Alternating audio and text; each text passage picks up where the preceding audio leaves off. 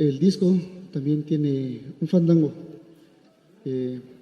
Como estábamos platicando del son, traté de hacer este recorrido que empecé por mi pueblo y incluimos un fandango completamente ismeño en el disco.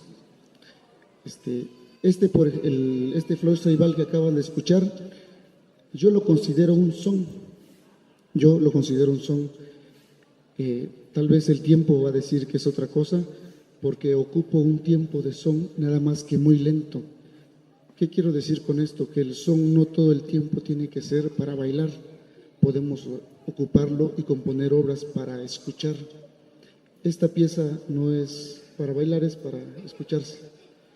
El fandango que voy a tocar ahorita, que se llama Niña Arcoíris, es un fandango muy ismeño. Aquí no lo bailarían, pero en el istmo sí. Entonces, se los vamos a ofrecer y ojalá les guste.